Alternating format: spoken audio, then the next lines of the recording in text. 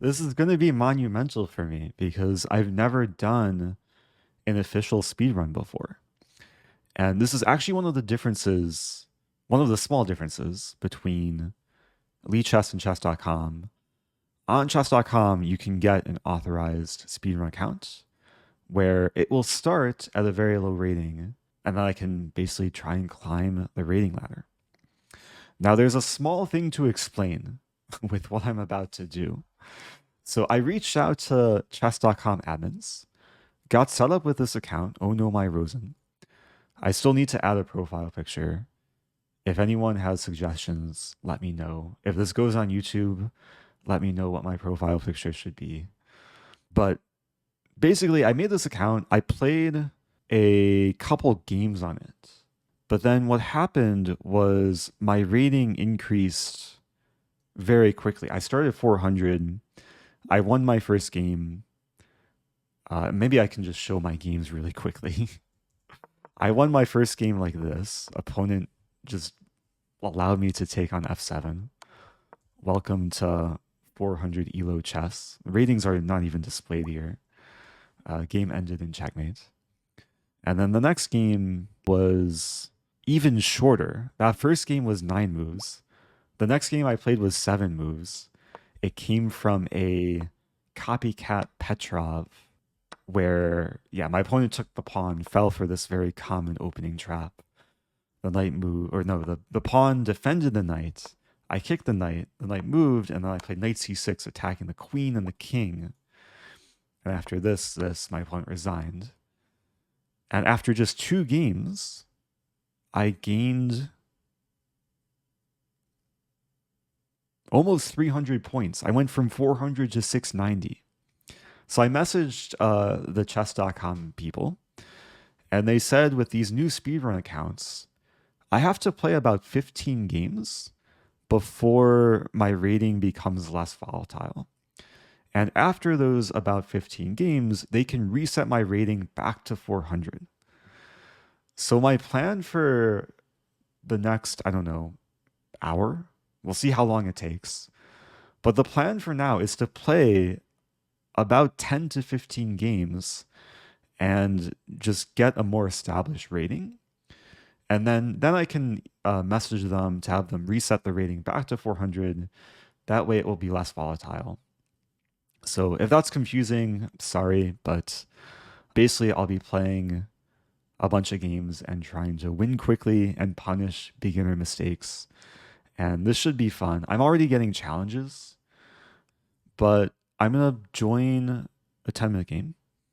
And here's my first opponent, Namao Doi.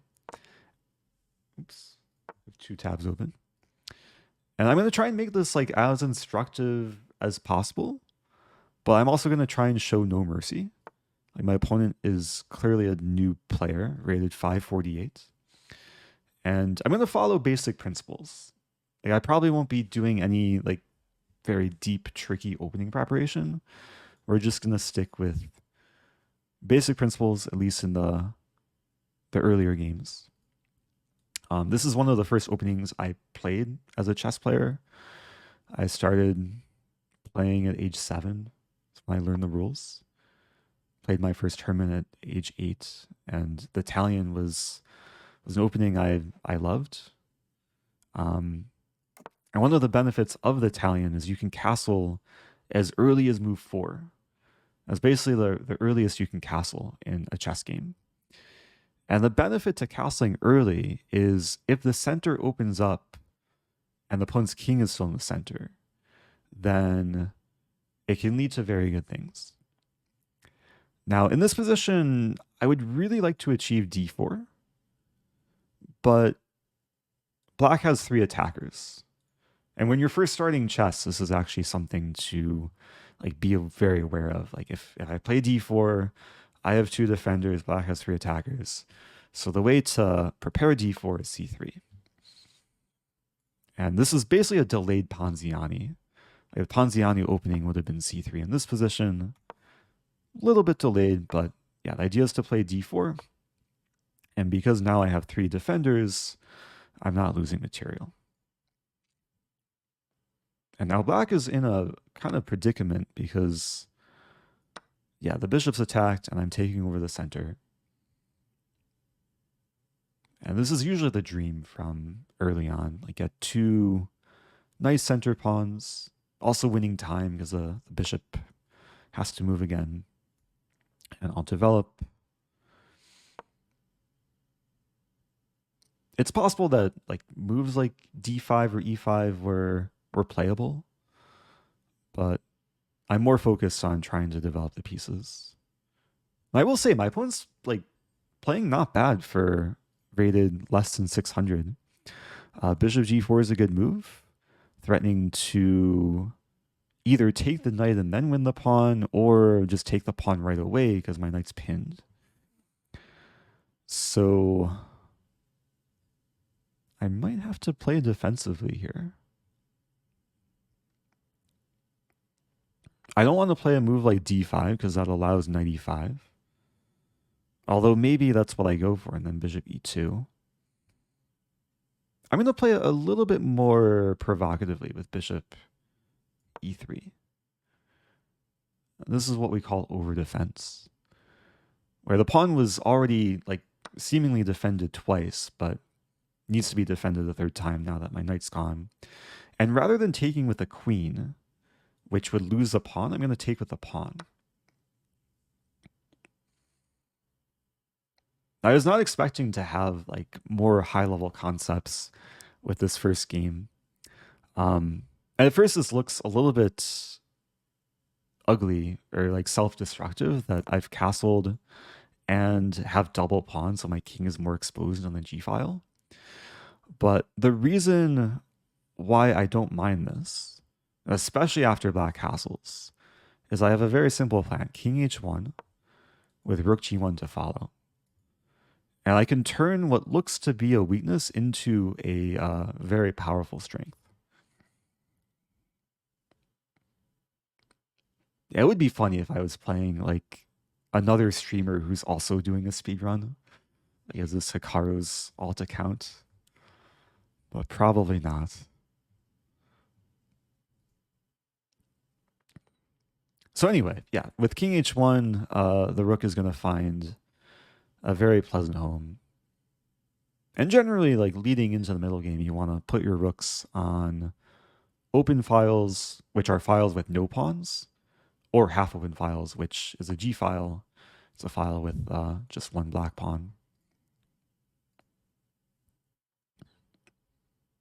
And we see this move h6. This is a common, I think, beginner thing where once they complete the opening, sometimes players just don't know what to do, so they just move a random flank pawn. And yeah, h6 is probably more harmful to black than it is helpful, because now I'm threatening to take the pawn. But maybe black will play king h7 and get off the g file.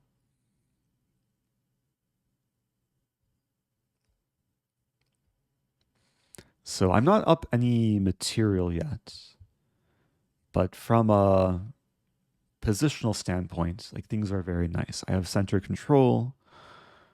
Even though I have double pawns, they're not really weak. And the pieces are going to coordinate. Thanks, as always. Oh, thank you. All the great content. Singapore backgammon. Yeah, for anyone just joining, this is the first game I'm playing on stream on this new speedrun account. And the ratings aren't even displayed because the account is so new. But we can see this is my provisional rating, 690. Opponent's taking time here. I'm actually a little bit curious if my opponent is a viewer and knows I'm streaming. Or if they just like got paired randomly and has no idea. I imagine maybe there are some people who are trying to join the pool or join the pool and get a game. So yeah, it's a difficult position for black. Honestly, I'd probably take time here as black as well. But sometimes when you're under pressure, like the first thing to ask is what is the threat? And if it's a strong threat, how do I stop it? So black should address that The G pawn is pinned. And I guess they didn't realize, so now it's time to indulge. Have a nice appetizer. I think it only gets worse from here. Because not only is this pawn pinned, but it's attacked twice. It's not so easy to defend. If the pawn moves, it hangs a rook. Also, there is a funny idea. If the pawn moves to g6, I don't even have to take the rook. I could take the pawn. Because this pawn is also pinned by the bishop, so it can't take... it doesn't really defend g6 in any way.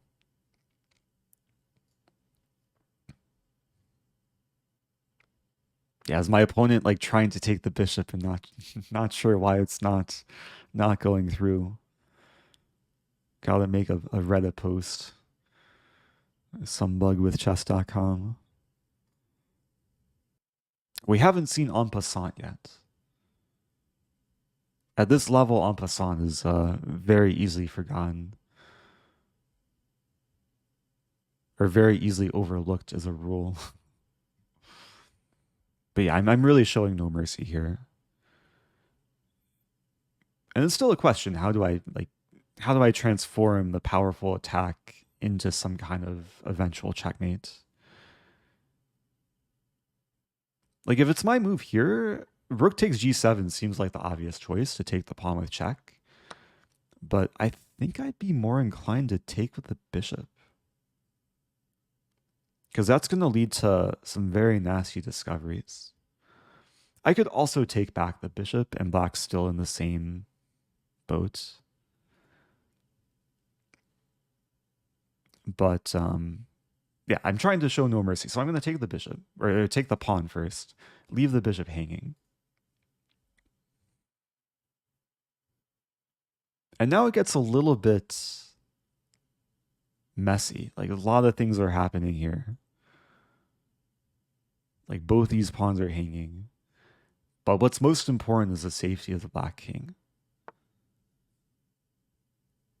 And now I'm going to take the knight, checking the king, attacking the queen.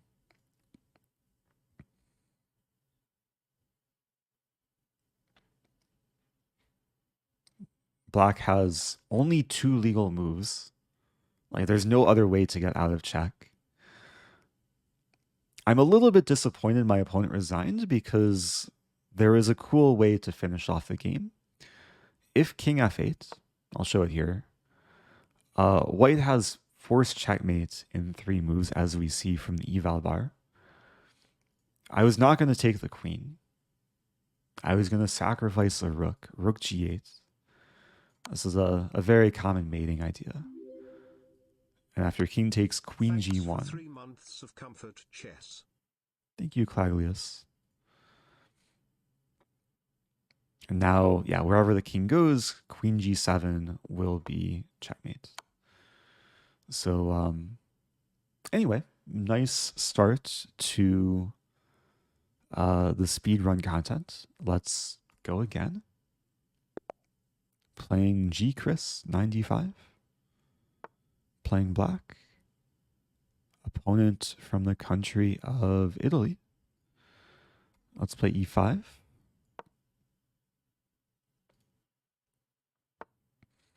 Ooh, Vienna game. Are we gonna see Vienna Gambit?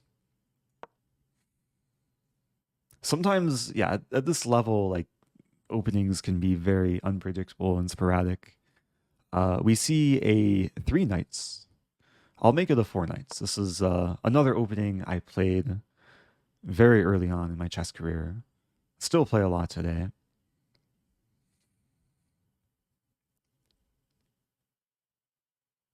And yeah, there's a few moves from the white side. D4.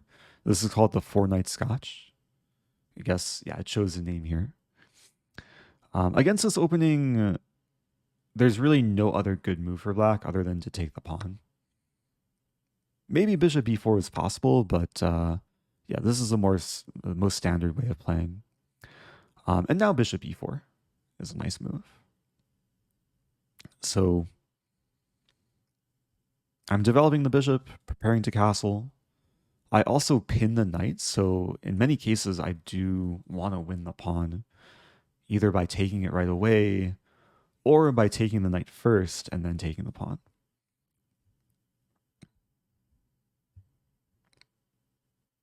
So a beginner mistake would be something like a3, allowing takes and then takes. But bishop c4, I think, is also a mistake. I think I can just grab the pawn right away.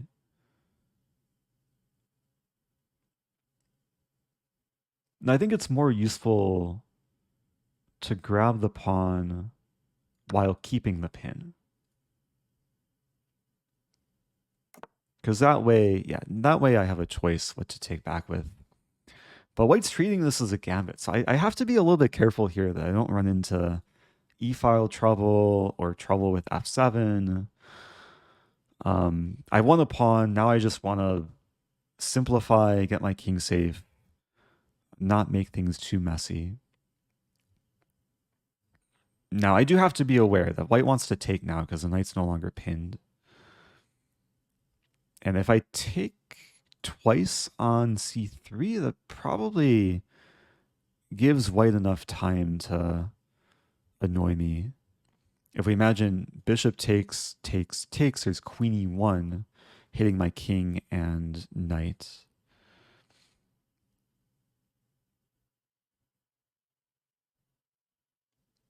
So I think what I'll do, I'm going to take with the bishop. I like my knight in the center. And now, yeah, I'm debating between castling or playing d5. Again, taking the pawn, I think, is just a big mistake. So let's prioritize king safety. And let's see if white can stir up some compensation. A question about bishop takes f7. Yeah, after the game, I can definitely try and address that.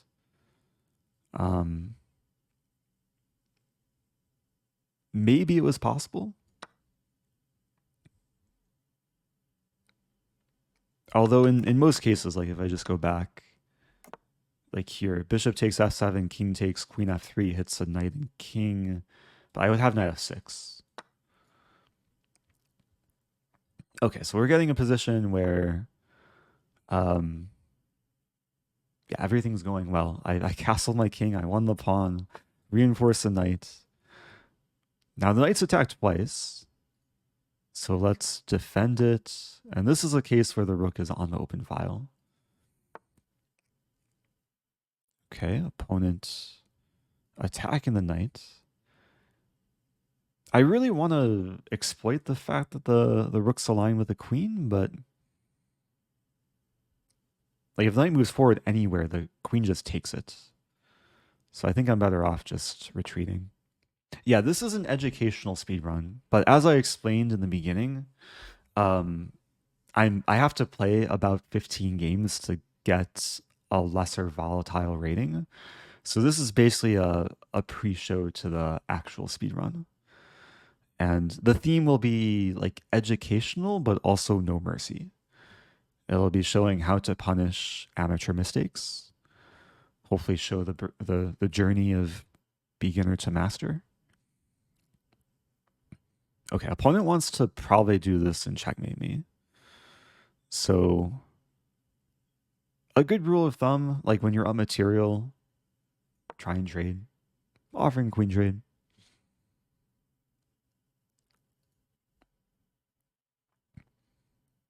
I'm not actually sure what I'll title the speedrun or whatever video series comes of this for YouTube. Like maybe speedrun is not the most accurate name. Maybe rating climb. Okay, this is actually turning into an interesting moment because this pawn is attacked and hard to defend. Like even if I try and defend it, the queen and bishop form a battery. I was looking at this move briefly to hit the queen and bishop, but that would allow queen h4 and then like h7 becomes a target in some variations. So I think I'm better off just like cashing, or yeah, basically cashing in and consuming another pawn. Maybe it looks a little bit greedy, but if white takes here, it's just a trade. I'll still be up a pawn.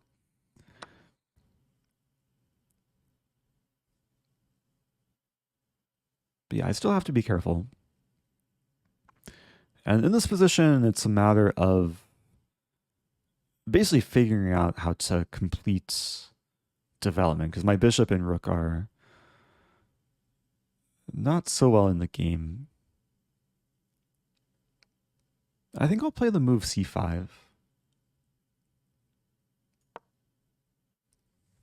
Because the pawns on light squares don't combine well with the bishop, so like later on, the bishop will be less obstructed.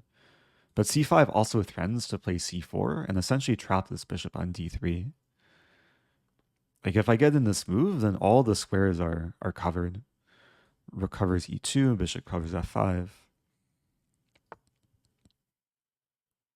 So bishop e5. But now I don't mind to trade. Bishop d7. If takes, I take with knight.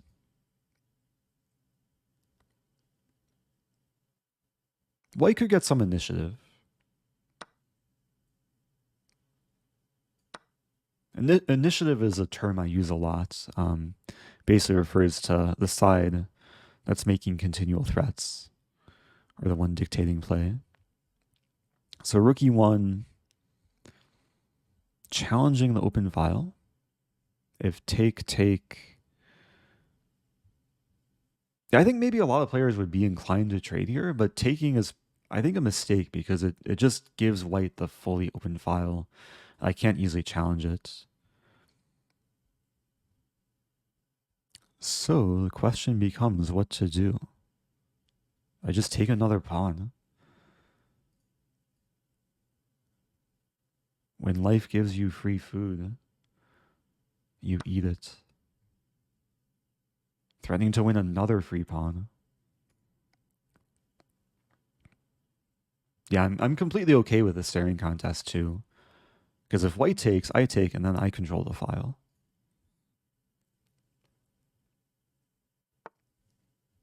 So we see bishop e5. White wants to checkmate me. This is the first time on this account that someone is threatening to win the game in one move. But I'm not going to allow it. I'm going to take the bishop. Happy to trade some more.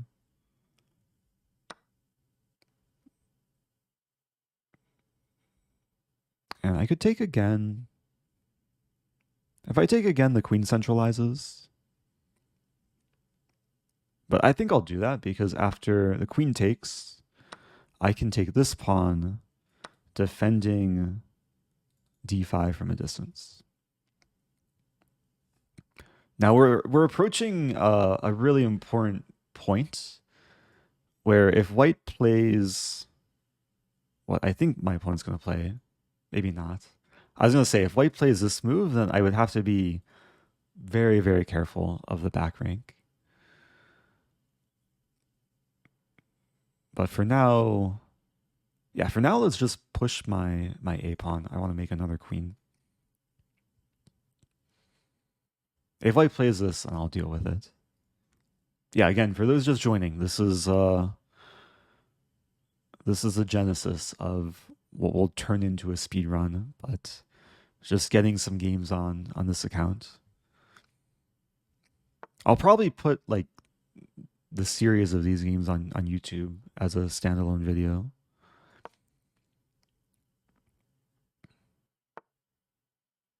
Okay, my opponent perhaps saw that I was attacking this pawn, but I was also attacking the rook. So no mercy. Let's come back. Are we going to see h6? Thanks for the raid, Camry and Heidi. Appreciate that. Yeah, if you're just joining, I'm playing chess. I'm on a new account called Oh No My Rosen. Let's keep pushing. Okay, my opponent again is threatening to win in one move, so I think the simple approach here is to play this. If I were to play g6, then queen e5 would actually maybe be a little bit annoying.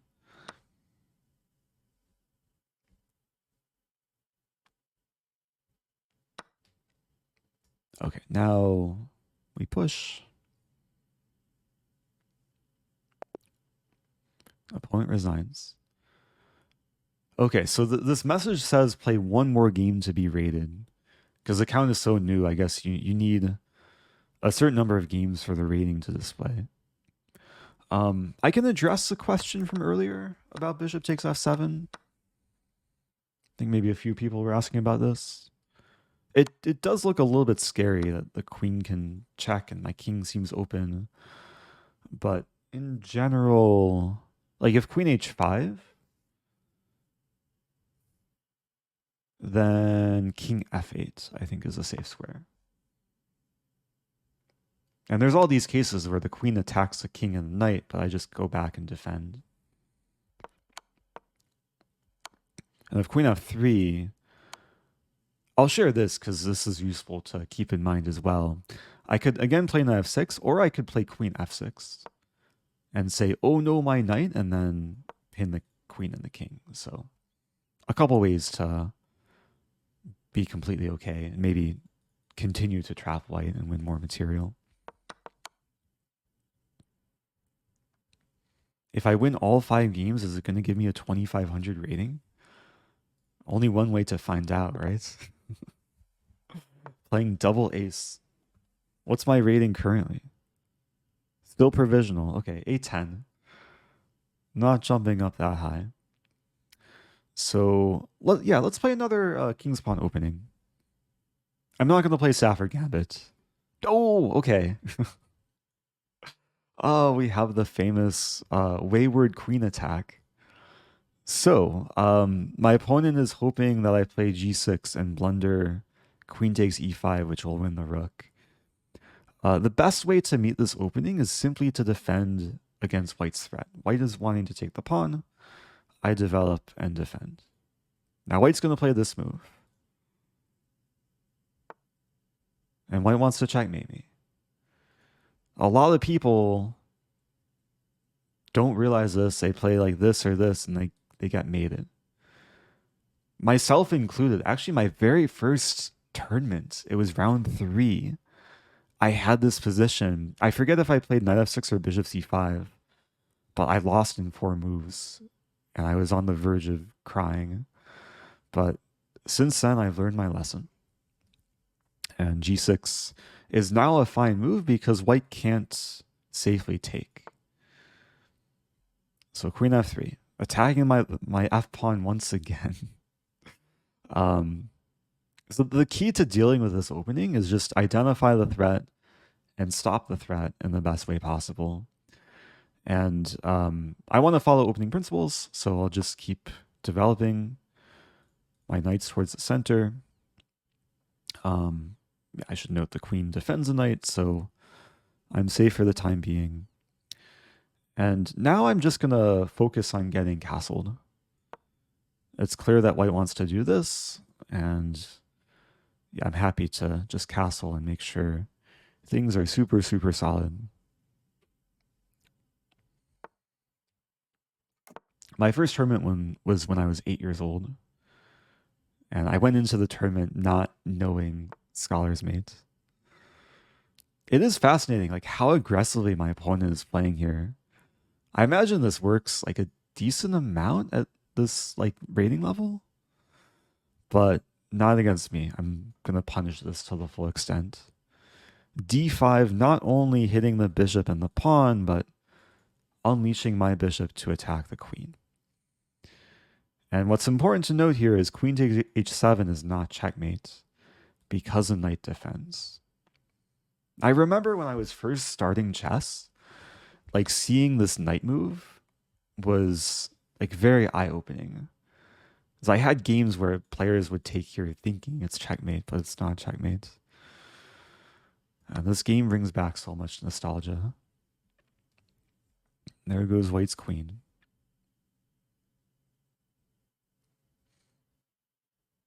Yeah, and this at this rating level, like when d5 is played, it's so easy to tunnel vision and like focus in the center and not realize that the queen was attacked.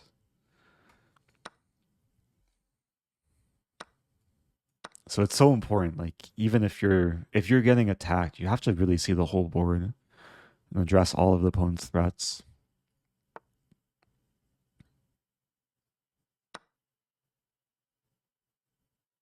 And also when you're when you're the winning side, just keep looking for free things. This has been a big theme so far. Like if the opponent gives you a free gift, you take it and you give nothing in return. It's really just the key to becoming like 1000 elo.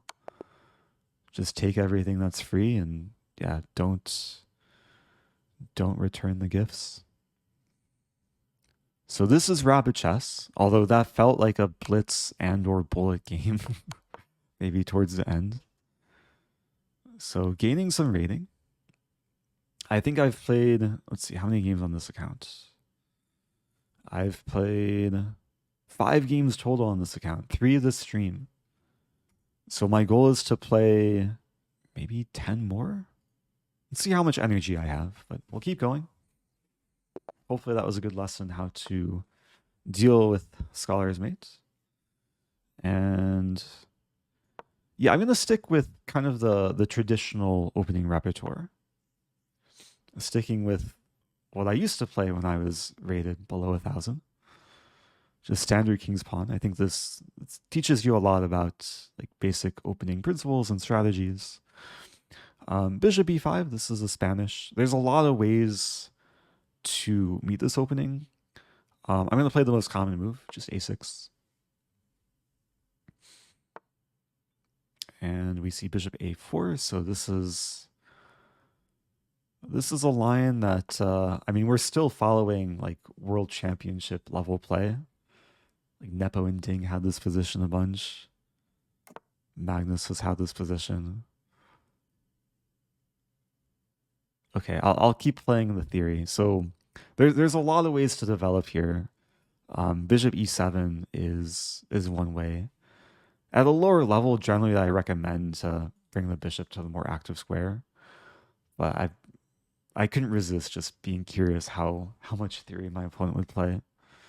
Knight c3 is not a super common move at like a GM level, but it's very natural. Just developing towards the center and also reinforcing the pawn. So this is probably where I just want to defend. I'm going to play d6, defend the pawn. I do kind of walk into a pin, but I'm ready to castle next move. And I was about to say, I didn't want to bring it up, but after this move pawn d4, there is a potential trap that my opponent can walk into. And that trap starts with b5. And the trap is called the Noah's Ark trap. Presumably because it's like so old. It's probably been around for hundreds of years. And there's different ways to get it, but Noah's Ark trap is like most common in Spanish or Ruy Lopez opening. And it happens in this specific configuration where I've already expanded with a6 and b5, and white has played this d4 break. And basically what I can do here is trade on d4. And at first this looks like a fair trade. Like white's going to take, I'm going to take, and white's going to take.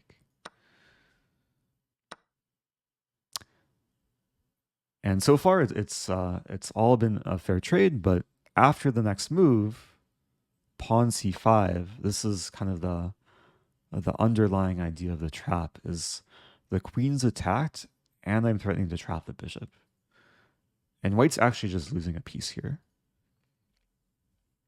So this is not something you'll see at like the low rating level too often. But I guess it's a nice trick to basically just win material against players around this rating. It's hard to blame my opponent. Like they played very natural moves. But probably what white needed to do, like after b5, white should have thrown in the counterattack. Okay, so they realize that, yeah, the bishop was a goner. They take away my castling rights. But I don't mind having the king here. It's nice having that extra bishop. It's hard for white to actually exploit the king. And assuming the queen moves to somewhere safe, my next couple moves will be a very typical sequence. Whenever the king finds itself on f7, there's a term called artificial castling or castling by hand, where even though I can't legally castle, I'm going to basically set up the castling formation with rook f8 and king g8. Knight d5, opponent is maybe hoping that I'll take, and then they can take and hit my king and my rook. I'm actually going to go for this. I'll give my opponent an ounce of hope, because after this move, I have bishop e6 defending my king and defending the rook. I'm happy to trade, so why not? Question, why not rook e8? That's a very fair question. Rook e8 was also possible. E-file is half open. I like the rook on f8 because the f-file is also open, and there's cases maybe later it can exert pressure against white setup. I was not expecting my opponent to pre-move queen takes a8. That would have been funny though. Like maybe I should have thought a little bit longer before playing bishop e6. Okay, so my opponent wants to develop the bishop, formulate some attack, but I will get the diagonal first, attacking the rook and preventing bishop b2.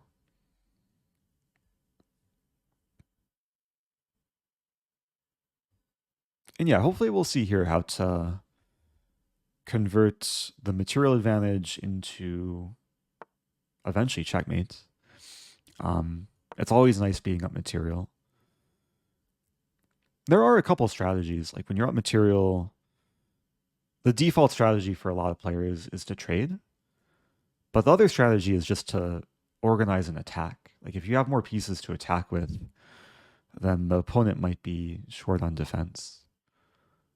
So the goal now is to play queen f6 and have maybe 3, maybe eventually 4 attackers if I triple up on that file against the f-pawn.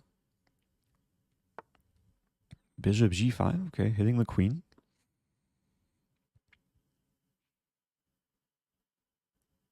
Debating what to do.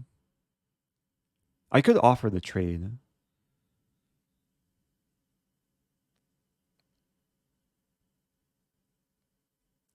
But I'm gonna play, yeah, let's go for attacking ideas still. The queen seems a little bit out of play on the queen side, but the idea is to play c4, which would basically create the battery of the queen and bishop. And I still have the idea of doubling up, either with rook a7 to f7, or rook f7 and then rook f8.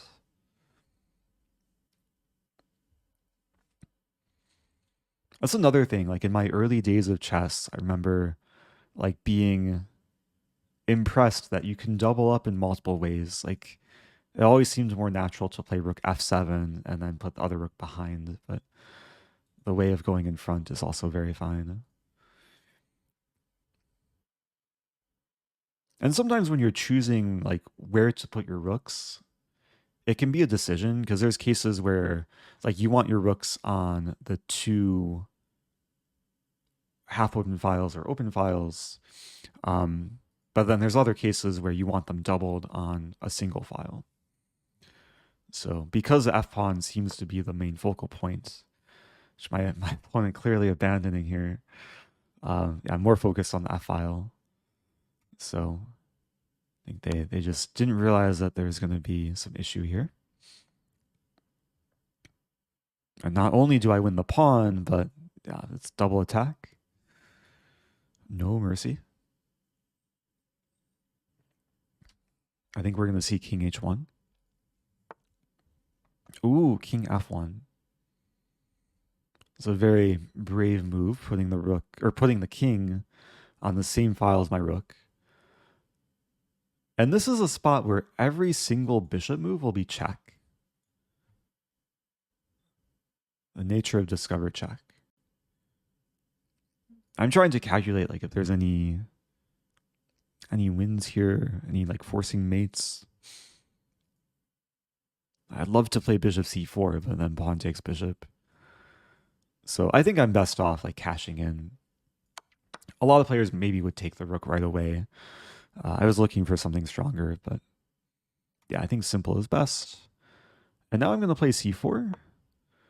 The idea of unleashing the queen. Like the queen still wants to join the party.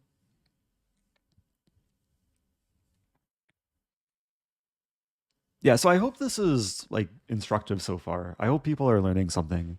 I know this is maybe catering to a lower level than I usually cater to, at least on Twitch. But assuming this goes on YouTube too, hopefully people can give feedback. Yeah, because now I could win the rook, but do I want to win the rook? I want to just checkmate quickly.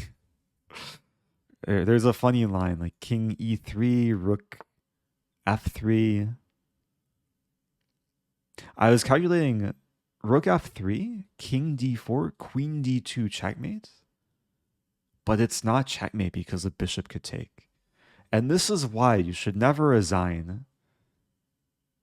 I'll play rook f3 just to show. Like especially at the lower levels, like there's miracles that can happen. It looks like white's just toast here. But all it takes is one careless queen move for white to be back in the game. So yeah, where is my checkmates? Like there's not any great looking checks. Like rook d3 is off limits. Queen f2 walks into the queen trade. So in these cases, like generally it's nice to keep checking the king, but I'll play a move that's not a check. My king's very safe. Like white's not getting any counterattack in the next move.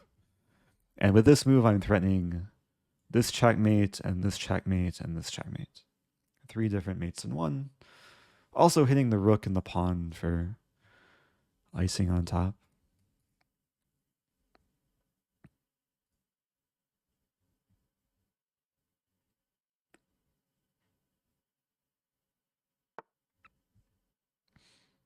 Okay. Yeah, it's a nice checkmate. A king was dragged to the center. Kudos to my opponent for playing on till the very end. And this is actually a nice like opening lesson to take away when you play the Spanish as white. Sometimes you have to be careful playing d4, which walks into this very deep trap, the Noah's Ark trap. And basically, like, yeah, white is already worse here because the queen can't recapture without allowing c5, which wins the bishop. So I'm pretty sure white should have taken first, and this would have gone messy. Like I would take, but then at least white's not losing a piece. Also d5, yeah, there's a question about d5 in the chat. This is a counterattack, and if we got this position, I can choose whether to move the knight or take the bishop. I think both moves would be playable. Maybe I would move the knight and then eventually trade and then castle, and yeah, the game would continue. So actually, maybe this would be bad to go for because yeah, b5 is hanging due to the pin. So who knows what would have happened. So that's 7 games total, right? Or no, that's 6 games total. Oh man, so this could be a longer YouTube video if this goes on YouTube. Maybe I'll trim it up a little bit. New game. And again, my rating is provisional, so I'm raising rating at a pretty high rate. And we have a king's pawn. Okay, so again, I'm not really going for any specific opening repertoire. I do get questions like all the time, what's the best beginner opening? And generally I recommend e4 because it leads to the most like fluid opening development. My opponent plays a move which doesn't defend the pawn. And actually going back to this position, just to explain, there's a lot of moves black can play to defend the pawn. I think the general rule is if black doesn't defend the pawn, you just take it. Like there's no move black can play to set up a trap where the pawn is poisonous. And this is actually a very important pawn that black should usually hold on to. Oh, but black just wants to checkmate me. Okay. So this I don't mind so much, because we'll deal with it. Now it's important to address the two threats that black has. Obviously, queen f2 is one of them, and bishop f2. But black is also threatening to take here. So if I play a move like g3, queen takes e4 hits my king, my knight, and my rook. So I'm going to play a move which defends everything, queen f3. And there is a principle in chess, usually in the opening, that you should not usually develop your queen early, but there are exceptions to that rule. And here we're going to see me use the queen to the full potential. No mercy, checkmate. So black got a taste of their own medicine there. They were trying to checkmate me on f2. I defended, but also attacked. The opponent did not realize the threat and suffered the consequence.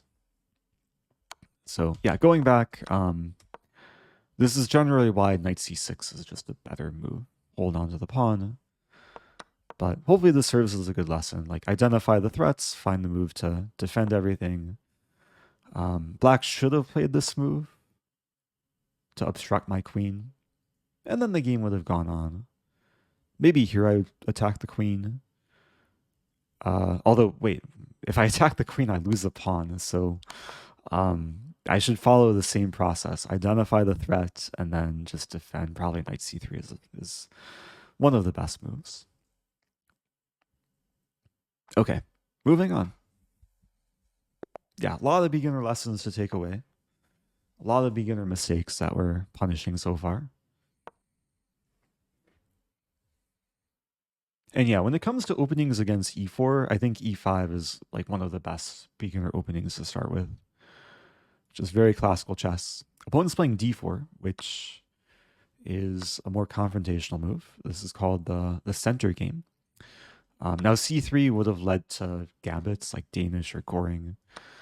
But with the queen taking, I can develop and attack the queen. And yeah, going back to the principle of why you usually shouldn't bring out your queen early is you usually lose time, because if the queen gets attacked, you have to keep moving the queen, and that slows down development of the other pieces. So here I can't easily attack the queen, so I'll just develop a knight. And we see, even though I'm black, I move second. I have two knights developed. White only has a queen developed. But it's not so easy to actually like punish white so much. And now it's a question what to do. I want to play bishop c5, like the standard square, but that just loses a bishop. This move looks passive. Bishop b4 check is an option, which I might actually play. I think I will play bishop b4.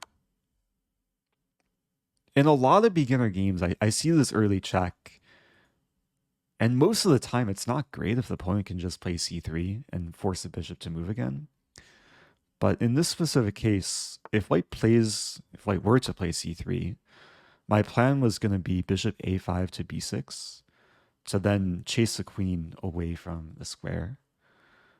So that's one of those cases where it probably would have been justified to give the check. But with knight c3, okay, the knight's pinned, which I'm happy about. The move I really want to play here is d5, exploit the pinned knight, but if white takes, it's a check. So I'm going to castle. Just castling quickly. And yeah, this whole setup is basically asking to get punished with d5. But I can't play it yet. If I play d5, I lose the bishop, so let's maintain the pin. Taking was maybe a possibility, but I really like just keeping the bishop on the board. And now there's cases, yeah, where the bishop can find a new home, which it does. Now forcing the white queen to move again, so already this game the queen's moved twice. Has to move a third time.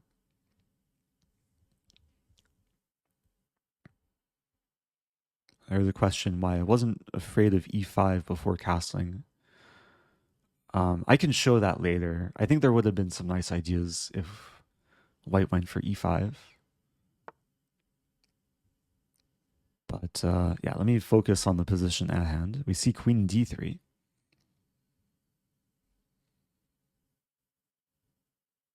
So I still want to play d5, but now the queen, pawn, and knight are controlling the square. So there's 3 attackers and there's only 2 defenders. So I'm going to play rook e8 first, essentially pinning one of the things that was controlling d5. And rook e8 is just a happy move. Like you see this a ton when you're the first one to castle, opponent's king is still in the center. You want your rook aligned with opponent's king. And now d5. So even though it looks like there's still 3 attackers, only 2 defenders, this pawn doesn't actually count. But we don't see the capture, we see the push. And again, it's a counting game. I have 2 attackers, there's only 1 defender, so I could win the pawn. I could also leave the pawn here because it's pinned, but let's be simple. Let's win the pawn.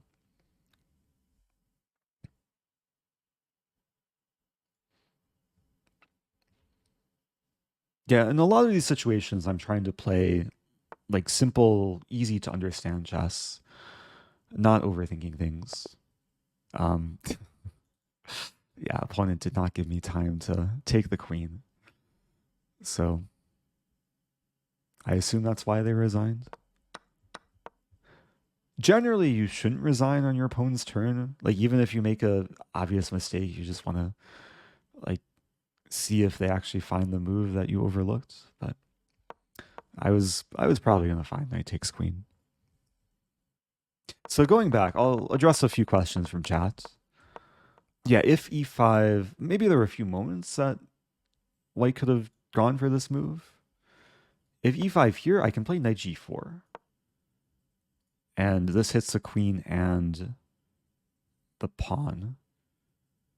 And yeah, this is an opening I've studied before. Like I know that knight g4 is like the best move for black. But also, just from a logical point of view, it's yeah, it should be clear why black is happy here. So yeah, then white didn't have time to play e5. Although I will say, like, for an example, if white plays c3 and then, let's say, bishop a5 and then e5, this would be interesting because I don't have knight g4. I think most people would play knight d5, which looks completely fine. The move I would probably play here is not moving the knight and just castling.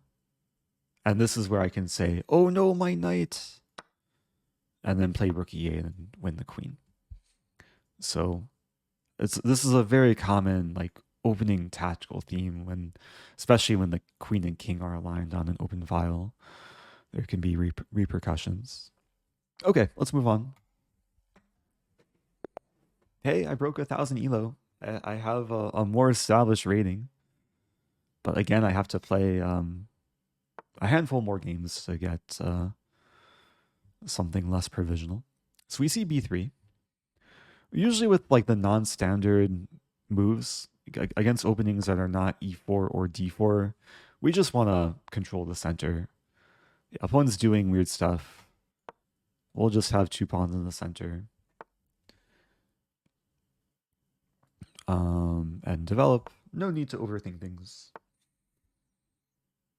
I don't know what possessed my opponent. Maybe they watched my video winning with a crab opening.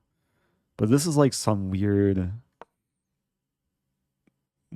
combination of like a crab and a hippo. And this is probably where we can start punishing the opponent for breaking too many opening principles. Like not playing in the center, not developing knights and bishops, moving the same piece twice.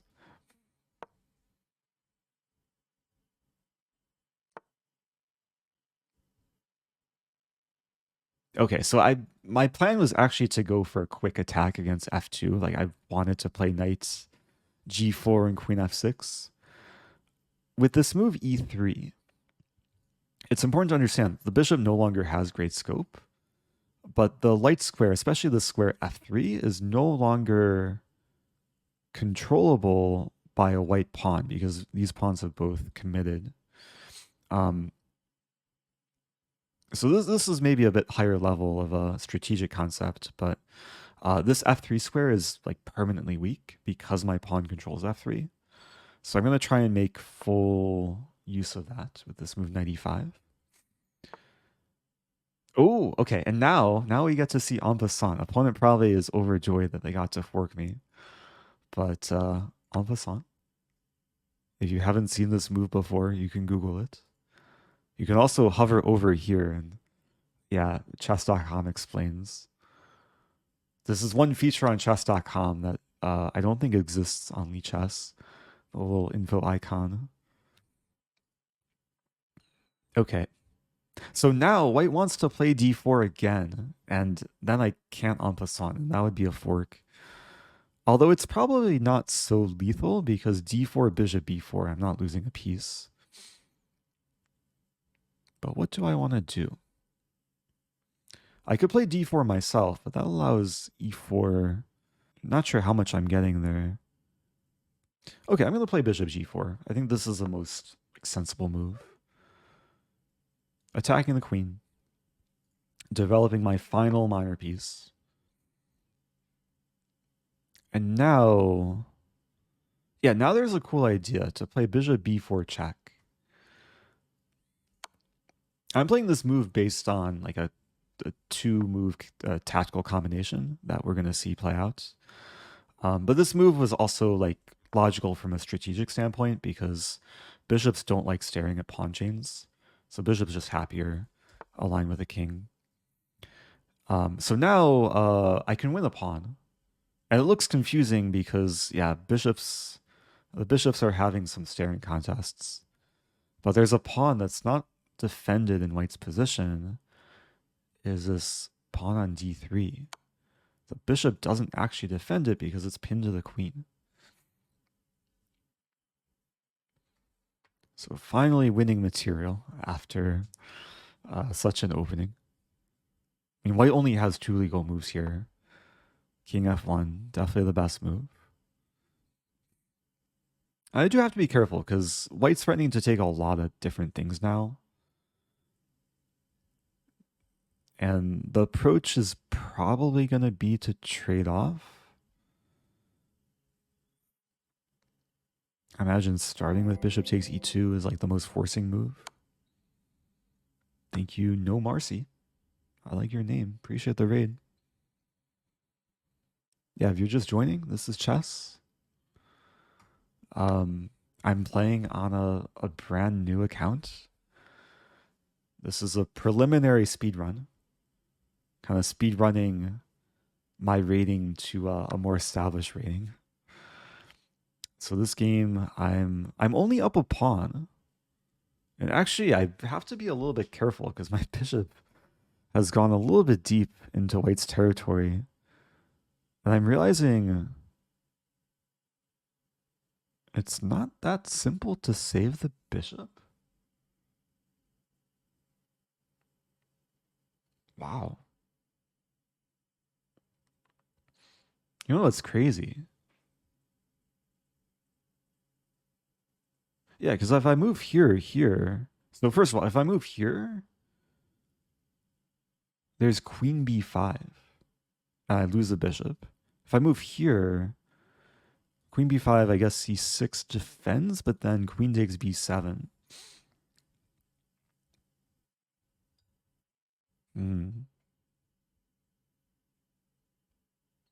This is where I might have to pull some tricks from my high-level chess ability. Has given my old man and I something in common. Appreciate all the content and teaching. Oh, I appreciate you. Thank you, Paradise AF. Yeah, I'm gonna play a move here that I don't think anyone rated 1028 elo would find. I don't even know if it's a good move, but it's based off some very deep tactical idea. Maybe not super deep, but it's a very aesthetic tactical idea. It involves sacrificing the bishop. At first, this move looks like kind of useless because I'm just allowing white to threaten the trade. But the idea is now I have queen f6.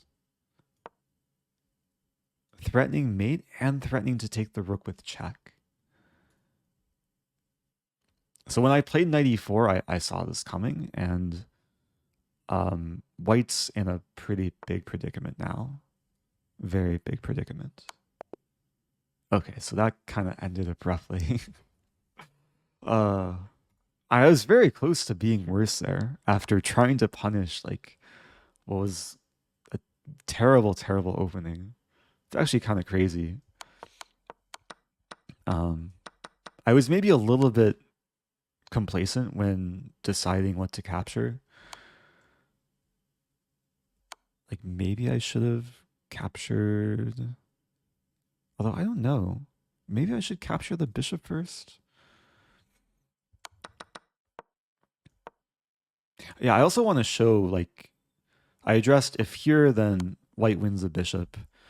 And if I were to play bishop a5, I addressed that white could win the pawn. Like here, I save my king and my bishop, lose the pawn. But I think there's a stronger move here, pawn b4. Because again, if I take, I lose the bishop. And if I play here, the bishop gets trapped.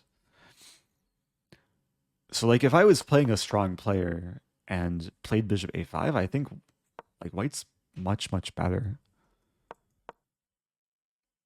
But this knight e4 move, it's possible white's still like better here somehow.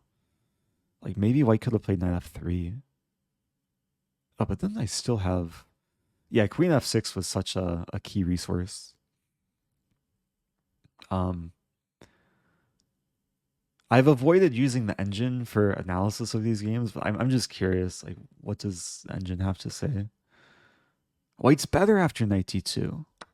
So if my opponent doesn't hang checkmate, white's objectively better if they take the knight. I was going to take the rook with check. And then after takes, even though I have a rook for a knight, white has immediate attack and is winning the pawn. And whatever I do with my king, then these things are attacked. Marcy played spell chess for the first time and I helped her get used to it. Oh, cool. She loves the variant. Nice. She needs to learn duck chess though. Yeah, there's always more to learn. Anyway, this would have been crazy if yeah, if I got a worse position from here. But good games from my opponent. Clearly, yeah, despite the troll opening, white found some like reasonable moves to almost be better. So moving on. Playing Dilip chess. I imagine for like the official speed run, I'll probably mix up the openings a bit more.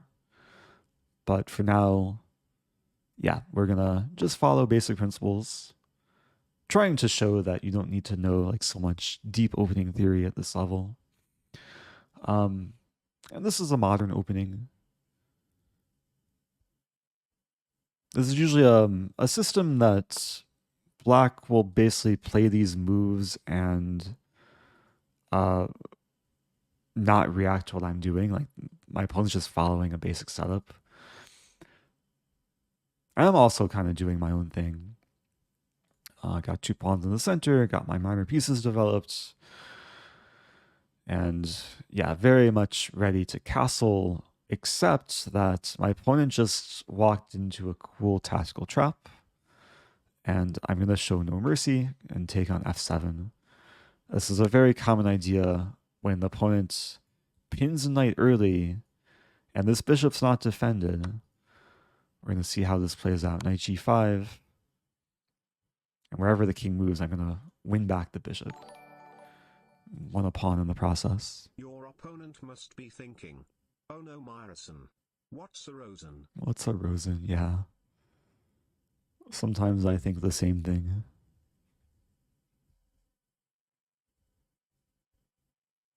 Yeah, I really need to figure out what my profile picture will be for this account. But I'd prefer for other people to decide for me. So, yeah, probably whenever this goes on YouTube, then I'll have some comments to read. All right, so now I take the bishop. Now, this tactic would not have worked if black had already developed a knight to f6. And this is what black should have done, like knight f6 and then later bishop g4 is a more acceptable way of playing the opening. So I was going to say, like, maybe we would see bishop takes d4, but then I would have knight e6 with just a monster position. Although, okay, so I could still play knight e6, but that would walk into bishop takes d4, and I can't take back because my knight would be pinned to the queen. So this is another case where I'm up a pawn. Trading queens is completely fine, but there is this general rule in chess which probably overrides the rule of when you're up material, you should simplify. And the rule is, if you're offered a queen trade, you should identify which king is more vulnerable. And because black's king is more vulnerable because it lost casting rights, white should keep queens on the board. So no queen trade. I'm keeping my queen, setting up now queen f7. Yeah, we see this theme so much, like so many games that opponents are not realizing the weakness of this f7 square. Now queen f8 is not checkmate because queen e8, but this looks pretty strong, knight e6, forking the king and the bishop. I think a lot of people would just take the bishop, but sometimes when you see a good move, you should try and seek out the best move. And the best move is queen f8 here. And this is checkmate. Next move. Black has 2 legal moves, and I'll take with mate. Good job to those who saw it coming. I'm realizing I'm like almost out of tea. This is my maple walnut sencha green tea.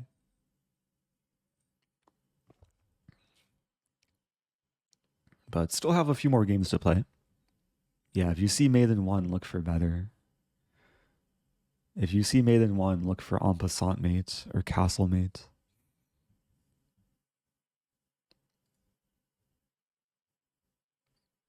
Okay, so this is a situation. My opponent might be like searching for a miracle resource. I was gonna say maybe they were trying to use their jump spell, like jump over the knight to take the queen, but this isn't spell chess. I know there's some players that will rage quit or let their time run longer, but okay, yeah, my opponent played it quickly enough. So that was nice kind of opening trap lesson again. I'm not really intending to play tricky openings, but if opening traps come up in what I'm playing, then I'm not going to hold back. And one point to make is when you develop your pieces harmoniously and follow principles, very often that will lead to tactics. Like when your pieces are in good squares, that will allow you to punish the opponent's mistakes more swiftly. So, moving on. Playing Irfan from the country of Bangladesh. Okay, yeah, again, playing traditional openings. So we've seen a few different openings so far. We saw Vienna or like 4 knights earlier. We saw the Wayward Queen, but now we have something traditional.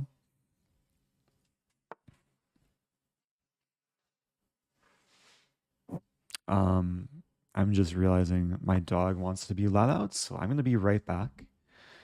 And when I get back, I'm gonna explain this opening in more depth. BRB.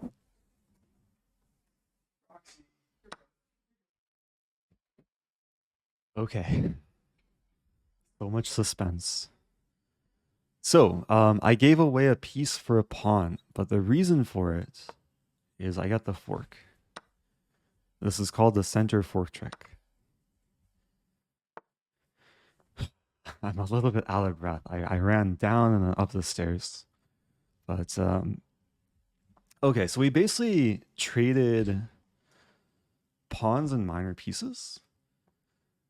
But black has a small advantage because, okay, first of all, I have the bishop pair. And I have a more advanced pawn on e5. And I'm going to just pin on my earbud.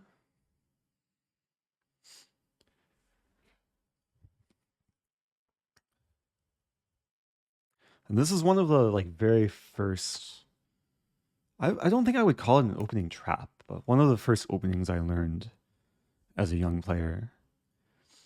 And here, how aggressive do I want to be? Like generally you should castle before you start attacking, but I think here it's completely fine fine to just attack right away. Knight d4, the knight's pinned and now attack twice. And I'm threatening to take and just destroy white's pawn structure on the king side. And yeah, this is what we're going to see. Now, I could actually decide between taking with the bishop or the knight, but I like the idea of taking with a knight and then getting in bishop h3 after pawn takes. And yeah, after the game, I'll address some more specific questions about the center fork trick. Because there were other options for white, but generally black is happy with whatever outcome. Okay, so this is a case where I don't actually have like a strong attack. It's more a long-term pleasant position because white's pawns are very much fractured. But it's hard to actually get my queen to g2. And even if I maneuver somehow to g6, there's going to be knight g3 to defend. So here I think I'm better off just completing development. I could castle queenside.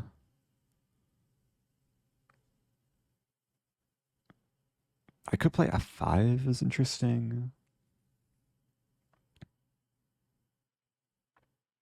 I'm going to be like as flexible as possible. I'm just going to play bishop e7 and then depending what white does, then I'll decide whether I want to castle kingside or queenside. Maybe later go for f5. And here, okay, so f4 actually looks like a very logical move at first. Because white wants to remove this pawn and maybe use the x-ray vision of the rook aligned with my king.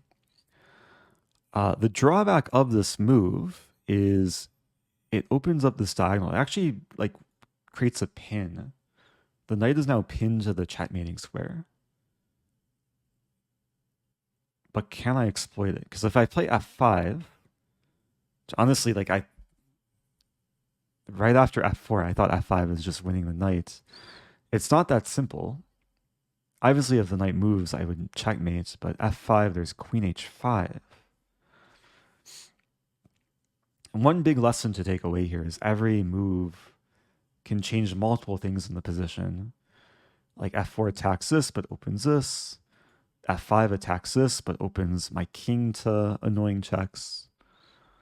So I want to be a little bit more thoughtful. And this is a case where I'm considering a few different like candidate moves, considering taking, considering f5, which probably trades, but I don't think I want to allow white to easily win the bishop. Considering some crazy like g5, open the g file.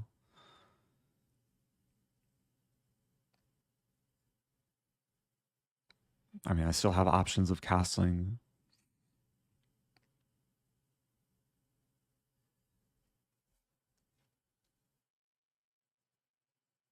I have to watch out for my time too. I burned a lot of time letting the dog out.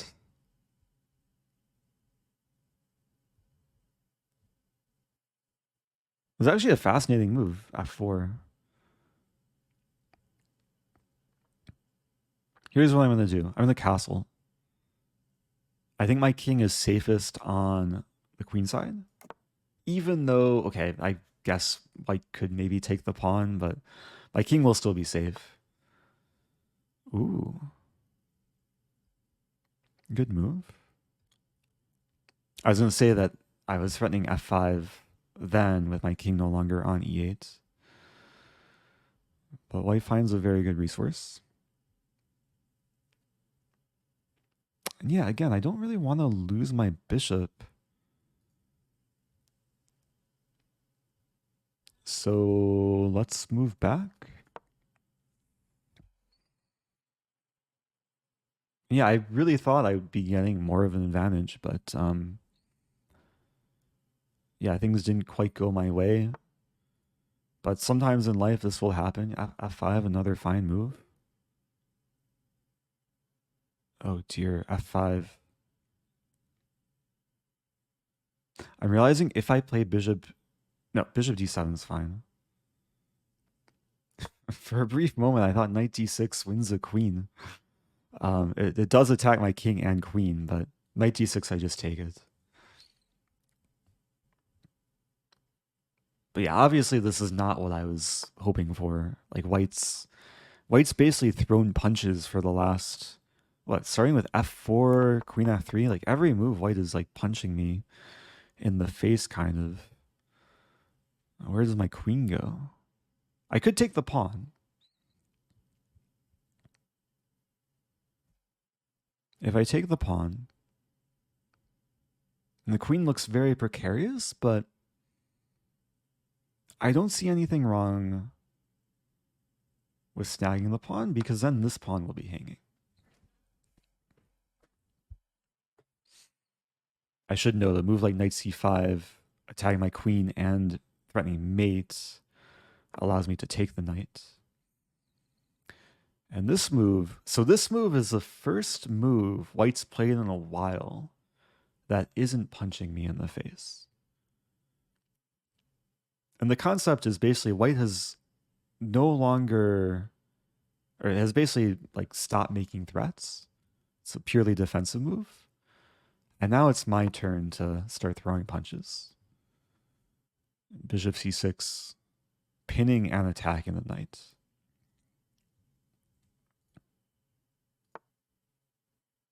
Yeah, now no mercy. We'll just take a free knight. Rook support then on d8, queen support then on e4. White found some good moves there, though. Like, coped with the opening troubles pretty well.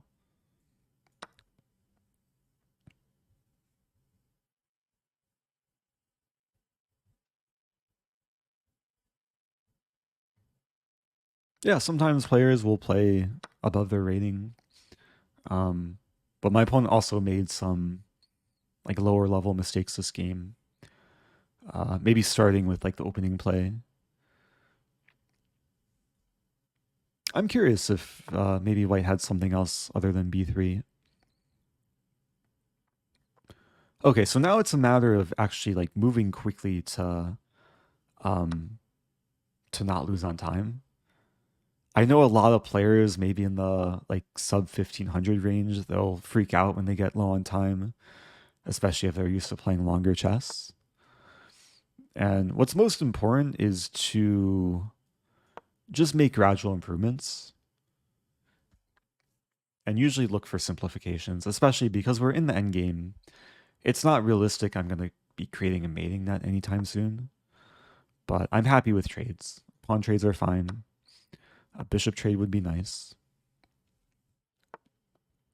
White avoids the trade. This is a good strategy when you're behind. You don't want to simplify too much.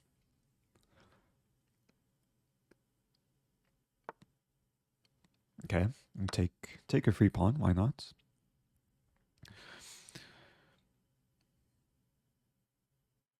So in addition, like when you're ahead in the game and you're entering an endgame, you want to simplify. You want to take free things if the opponent gives it.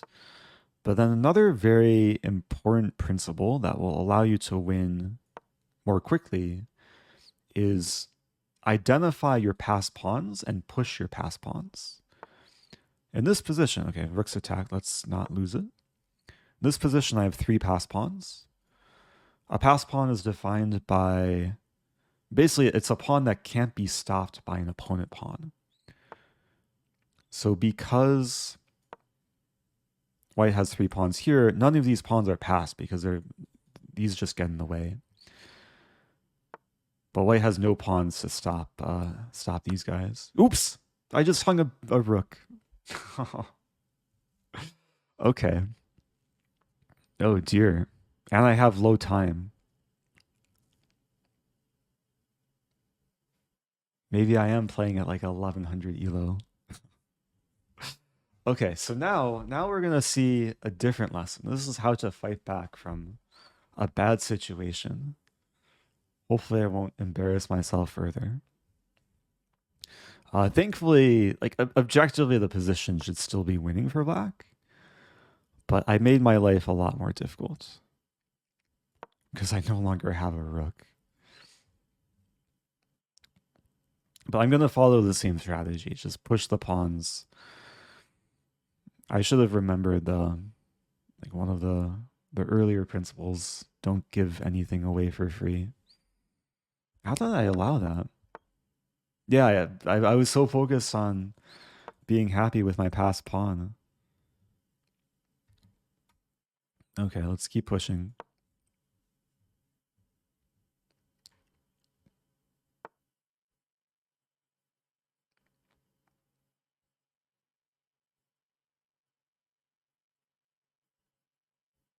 I'm doing some high-level calculations here. H3, rook takes, H2 is almost winning, but then check here and then here. I think you misspelled your username. Should be Ono Maruk. Oh yeah. What to do?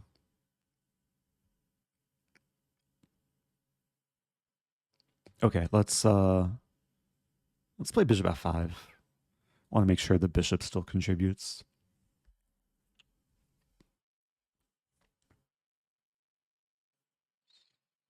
So white has a move here to threaten checkmate in 1. White can play this move, threatening rook d8 checkmate.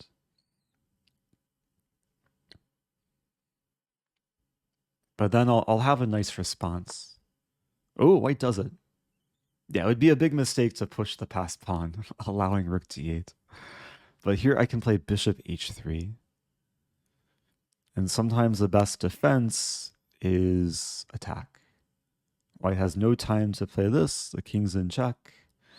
The king's also stuck in this small quadrant.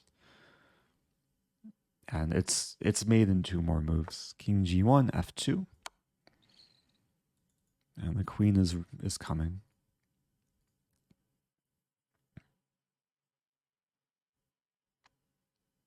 So that was a close one.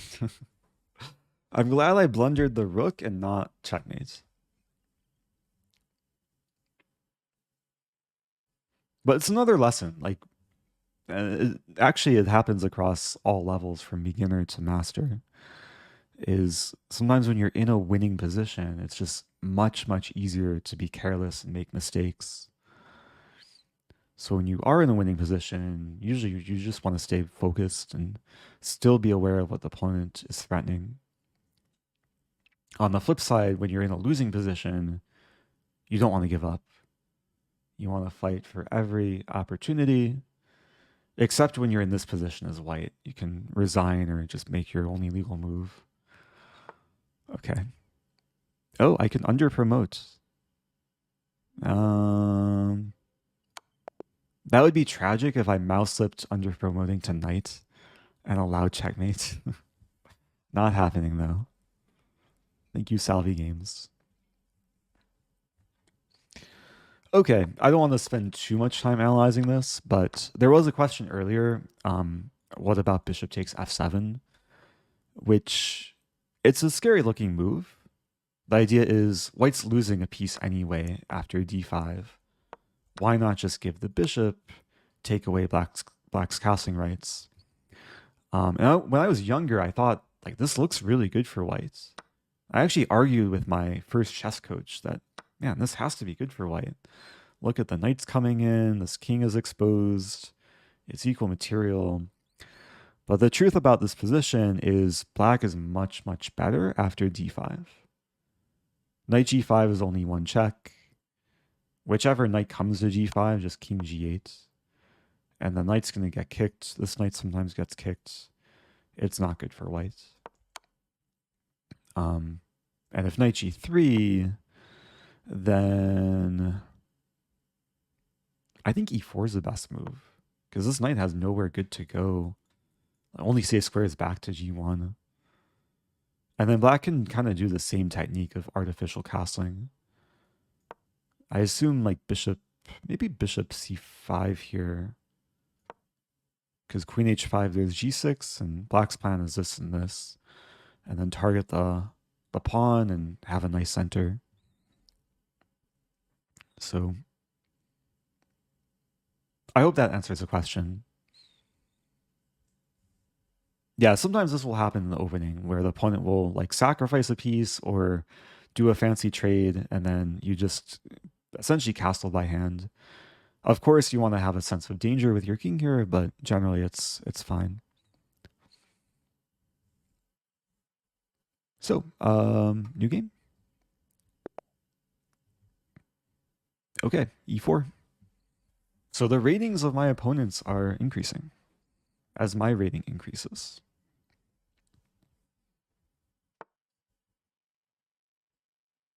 And we're going to have a pretty standard opening. So here we have the Philidor. The Philidor, it has a solid, slightly passive reputation. It does defend the pawn, but at the same time, it blocks the bishop in.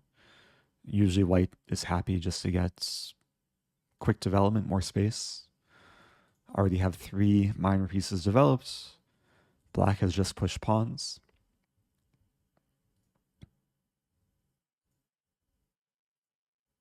Yeah, sense of danger refers to just being aware of your weaknesses in the position. Like if your king is exposed, you want to be very aware of what the opponent might be threatening. Wow, I was not even intending to like go for an opening trap here. But I'm pretty sure there's a trap here. Pretty sure I can take the pawn.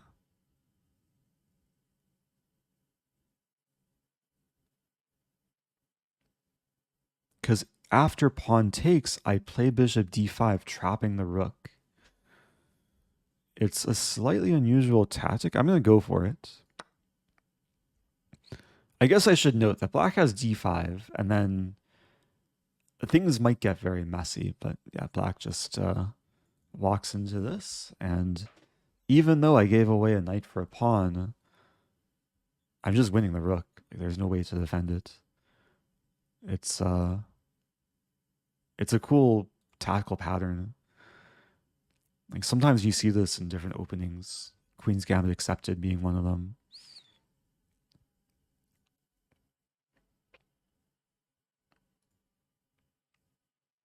Yeah, XQC would be very proud of this wooden shield. Bing bong boom. In all seriousness, like d5 would have made things super messy. Because I think I would be losing a piece there. I wouldn't have the same idea of trapping the rook, and my knight and bishop would be attacked. But if black's just moving pawns so early, and the center opens up, I think there'd be a lot of compensation. Okay, so life goes on. Important to note here, the bishop's attacked, but I can save it. And I'll save it by using it to its full potential. Bishop d7. Yeah, I'll just trade. Up material, castle. It feels weird that like there's been this whole mess on the queen side, but it still feels like I'm kind of in the opening phase. Black is maybe wanting to win the pawn. Here I'm not going to defend the pawn. I'm going to just push d4.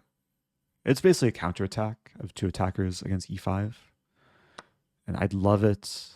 I was going to say, I'd love it if the center opens and I get a rook to e1 with the king still on e8. And here I have an option. I could play rook e1 first or take. A little bit conflicted. I think I'll play rook e1 first. And then, yeah, assuming black like saves the knight, then I'll take on e5.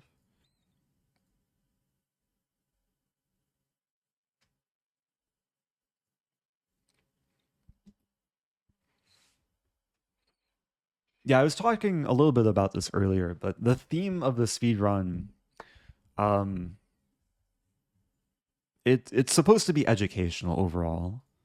But then I guess there's different sub-themes of like punishing amateur mistakes, following like basic principles that will hopefully allow you to like reach the next level. Hopefully I'll show like the kind of the things to do at each rating level to beat like the next tier of opponents.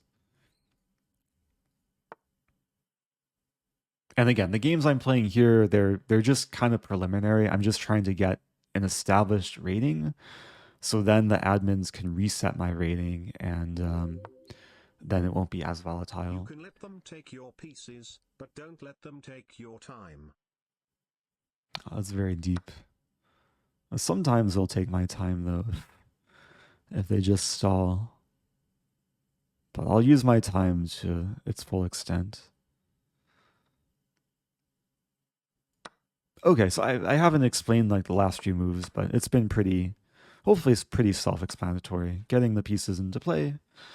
I did allow the queen trade, but my rooks are so happy. And the move I really want to play is f3. Chase away the knight and then exploit the king.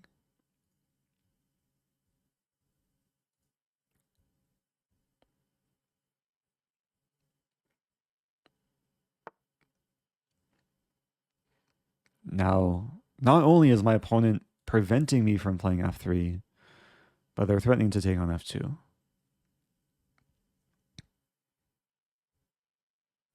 So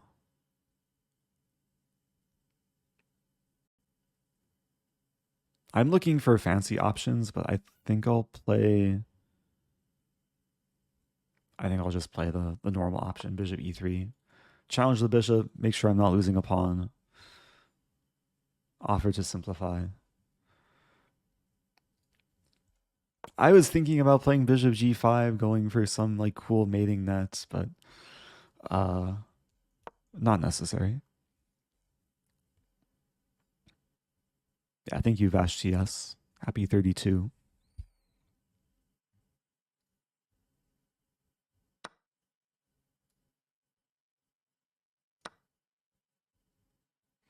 There's a comment in chat, knight d3 was better. Yeah, actually, I'll admit, I missed the fact that I could attack b8 as well.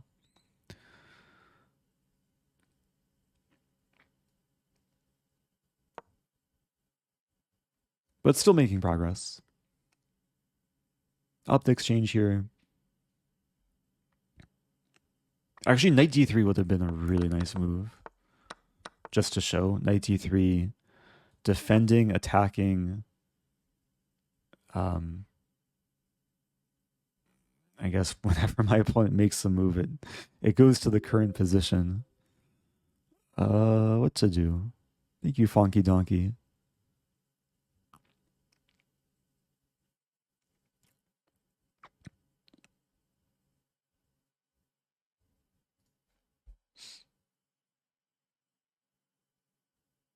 Like, I want to invade with the rook, but d7's control, d8's control, d6 doesn't seem to have a purpose. So I'm going to treat this as kind of like a maze where, like, generally in these endings, you want your rooks on the opponent's 7th rank if you're white. So rook c3, it's just a matter of getting to c7.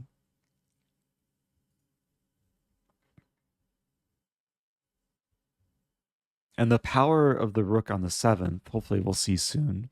Although now I can't play either of these moves because the knights are being annoying. I could play this move, which I think I'll do.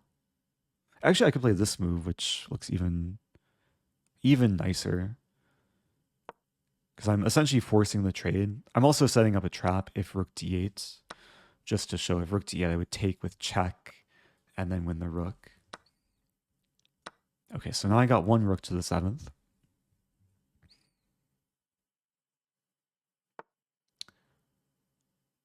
And I could take the pawn, but I'm going to put both rooks on the 7th. And this is how you dominate these sort of endgames. Show why the combination of two rooks is better than rook and knight.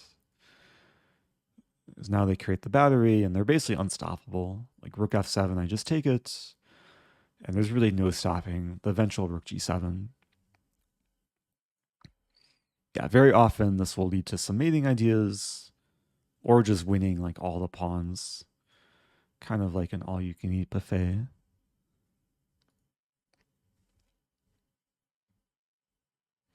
Am I planning to continue playing spell chess? Not this stream, but yeah, probably in the future. Stay tuned.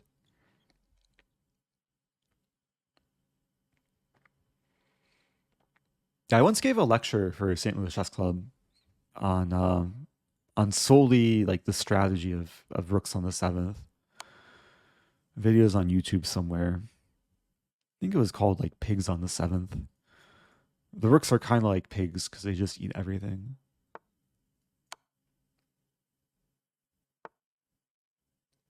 Okay, so here I'm not mating because the king is going to have a square regardless of how I check. But I can threaten checkmate like this. So now rook h8 is a mate threat. Rook h8 was not made immediately because I would hang the rook. And okay, I get paid off for it. I was going to say that if black refuses to get mated, then the most efficient way to win is usually by pushing the h-pawn. Get the pawn to the square. For example, let's say like take, let's say, okay, h4, take h5, let's say here, here, here. Once the pawn is here, it defends g7, and then this is checkmate. So I hope that makes sense.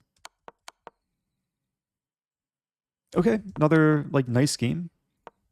This is like a weird opening trap you don't see too often, but goes to show why it's nice to be tactically alert early on. Now it could have gotten very messy. Like I'm not sure what I would have done against this. I would have taken my time. I'd probably end up taking with a pawn, and then after takes, white already has 3 pawns for having given away a knight, and this pawn is hanging. So I imagine the engine should be okay with this. Engine says black's a little bit better though. Let's go back. After d5. What's the best move? Ah. Wow, so there's only one move for white to keep an edge. as just using the same idea, bishop b3. It's a hard move to consider.